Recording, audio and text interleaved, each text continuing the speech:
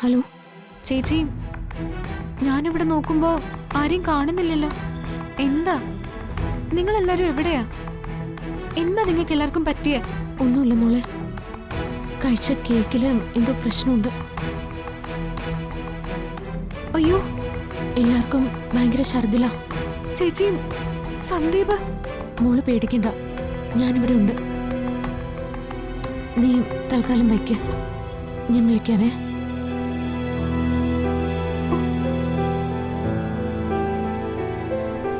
ഈശ്വര,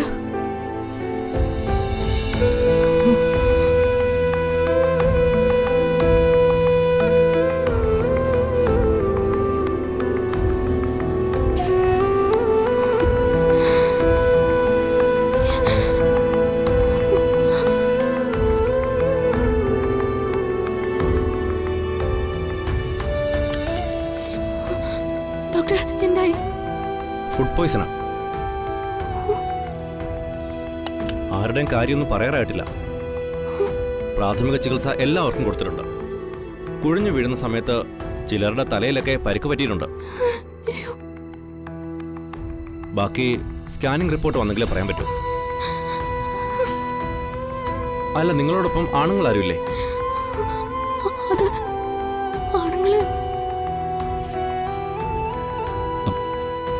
ഉണ്ട് ഡോക്ടർ. നിങ്ങളൊന്ന് വന്നേ, വാ.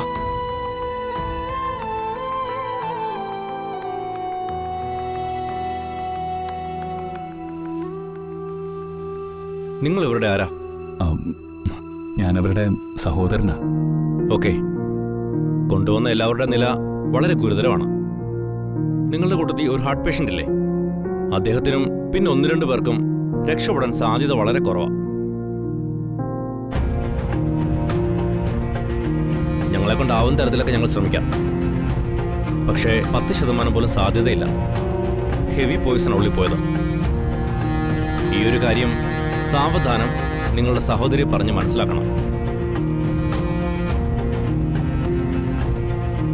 ശരി ഡോക്ടർ.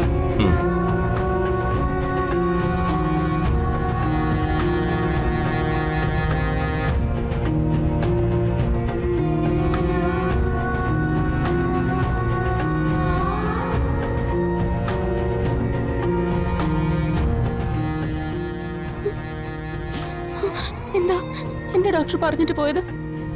അല്ല, അത് എന്തായാലും പറയൂ.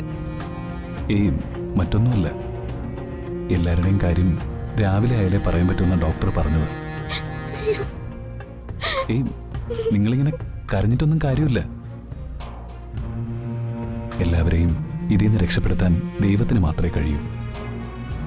ഡോക്ടറും അങ്ങനെയാ പറഞ്ഞത്. നിങ്ങൾ ഏത് ദൈവത്തിൽ വിശ്വസിക്കുന്നവരായാലും സാരമില്ല. ഈ അവസരത്തിൽ പ്രാർത്ഥനയ്ക്കപ്പുറം ഒരു മരുന്നുമില്ല, ഒരു വഴിയുമില്ല.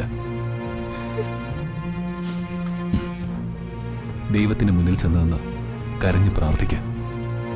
പ്രാർത്ഥനയ്ക്ക് ഉത്തരം നൽകുന്ന ദൈവത്തിന് മുന്നിൽ നിന്ന് അപേക്ഷിച്ചാൽ എല്ലാവരെയും അവിടുന്ന് കാത്തോളും.